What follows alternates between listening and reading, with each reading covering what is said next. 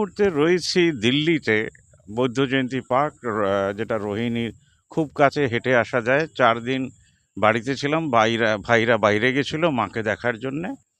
আজকে last day, কালকে train ধরে আবার সেই কলকাতা, আমার প্রিয় কলকাতা এবং প্রাণের শহর শ্রীরামপুর।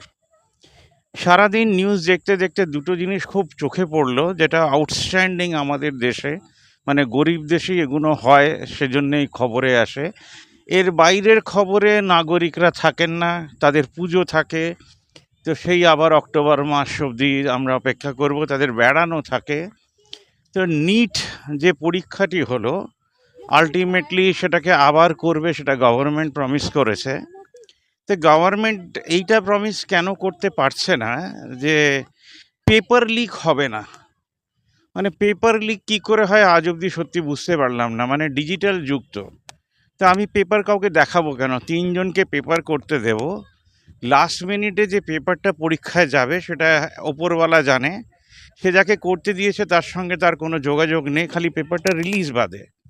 লাস্ট 5 মিনিট আগে সেটা যদি যে ইউনিভার্সিটিতে পরীক্ষা হবে সেখানে যদি পাঠিয়ে দেওয়া হয়, তারা যদি প্রিন্ট আউট নিয়ে হাতে ধরিয়ে দেন, তাহলে এটা সম্ভবই নয় যে কোনো দিন এটা চুরি হতে পারে।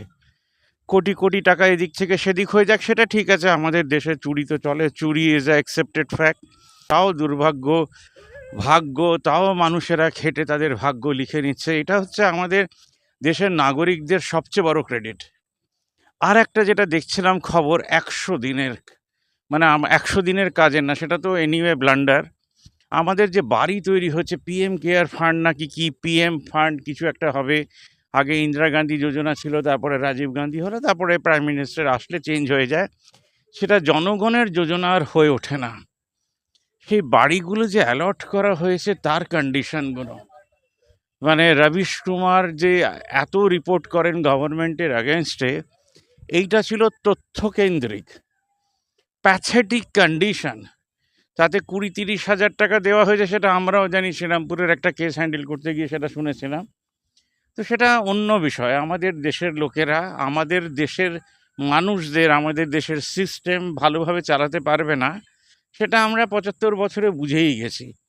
তাই আমরা মানুষের চেয়ে বেশি পাশের যে ঠাকুর আছে তাকে বেশি বিশ্বাস করি।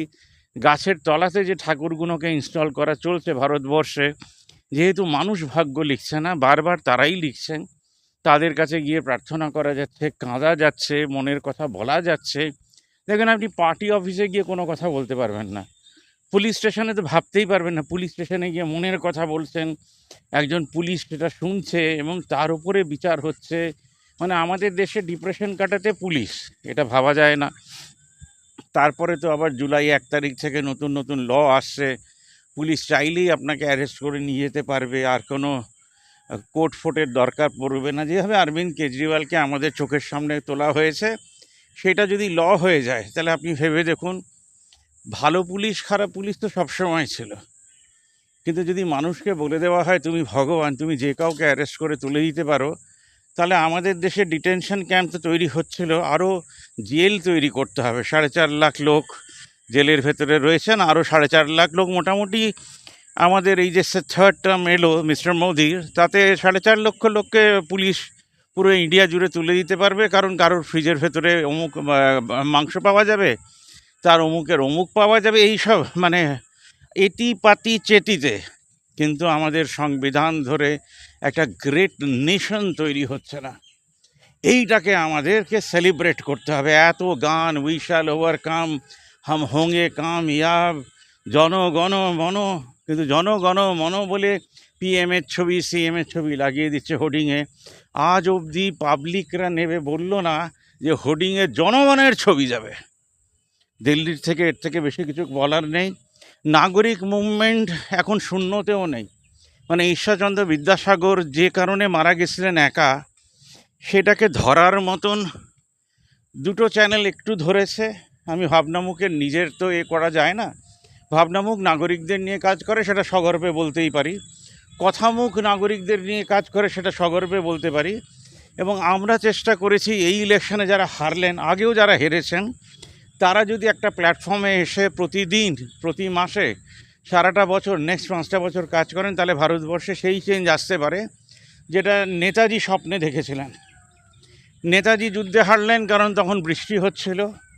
তো এখন মানে গরম ফাটানো দেশ, মিথ্যে ফাটানো দেশ, 70 থেকে 1000 কিলোমিটার দূরের দেশ, সেই দেশে নেতাজির পরিকল্পনা, রাসবিহারী বসুর পরিকল্পনা, বিবেকানন্দের রামকৃষ্ণ আশ্রম বাদে যে আরও অনেক মুভমেন্ট আছে সেগুলো করতে হবে, সেগুলো যদি মাথায় আসে তাহলে কমেন্ট বক্সে কমেন্ট করবেন।